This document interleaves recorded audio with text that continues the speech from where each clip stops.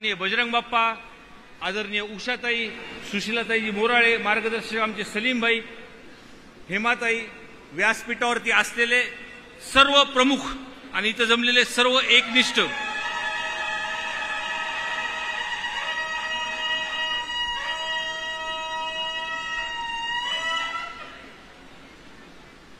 कोले साहेब, मागच्याही भाषणामध्ये मी उल्लेख केला होता बजरंग बाप्पाच्या निवडणुकीचा। माझं वय खूप लहान आहे, पण लहान वयामध्ये खूप काही मी शिकलो। पण एवढं एक शिकलो साहेब की राजकारणामध्ये भूमिका ही खूप महत्त्वाची असते। मागच्या खासदारकीच्या निवडणुकीमध्ये पदाधिकारी असतील, मोठे मोठे लोक असतील, हे आपल्याला सोडून गेले, पण पक्षाची भूमिका, पक्षाचे विचार आदरणीय पवार साहेबांना मानणारे जे लोक आहेत ते राहिलेत। आणि या सर्वसामान्य लोकांनी, माझ्या सहकाऱ्यांनी ज्या बीड मतदारसंघात जे आखलं, लोकांनी ठरवलं होतं कोले साहेब, पण ज्या पद्धतीने एकमेका हातात देऊन जी बांधणी केली, आज त्याचंच रूपांतर बघितलं तर बीड मतदारसंघामध्ये 62,000ची लीड फक्त ह्यांच्या जीवावरती मला भेटली साहेब, म्हणजे आपल्याला भेटली।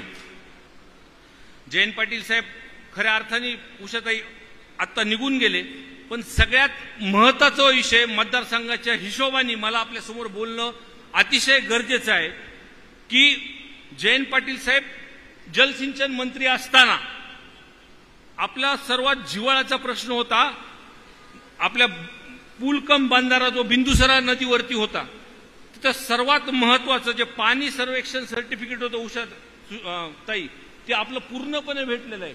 पण आपली सरकार गेल्यामुळं आपल्याला या अडचणीला समोर आलेत। आपला दुसरा विषय टुकूरचा आहे। त्या टुकूरच्या ह्याच्यामध्ये जे जमीन संपादन करण्यापासून जो वाद होता, जे 2-3 गावाचा विरोध होता, मी आमदार झाल्यानंतर त्या संदर्भातल्या बैठकी घेतल्या। त्याचा एक नवीन योजना तिथं आम्ही आखली।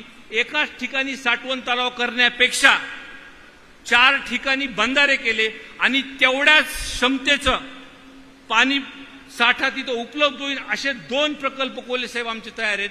पण आता जयंत पाटील साहेब गेल्यामुळं मी आपल्याला आश्वासित करतो आमदार म्हणून की येणाऱ्या काळामध्ये आपली सत्ता 100% येणार आहे आणि आपली सत्ता आल्यानंतर 6 महिन्यामध्ये हा प्रकल्प आदरणीय जयंत पाटील साहेबांच्या माध्यमातून आपण मार्गी लावू।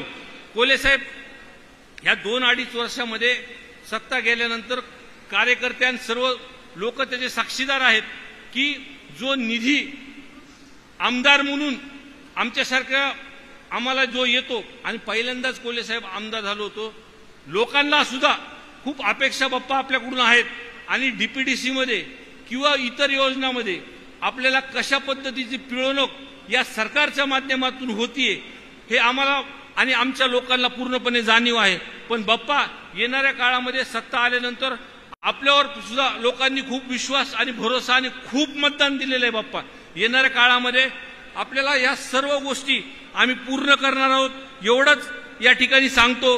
आणि परत एकदा बाप्पा 62,000ची मतदारसंघाची लीड तुम्हाला दिलेली आहे आणि प्रत्येक भाषणामध्ये सुद्धा तुम्ही सांगतात की 6च्या 6 मतदारसंघामध्ये आमदारासाठी तुम्ही रात्रंदिवस पळणार आहेत। बाप्पा माझ्यासाठी तुम्हाला जास्त पळावं लागेल, एवढंच या ठिकाणी सांगतो आणि माझे 2 शब्द संपवतो।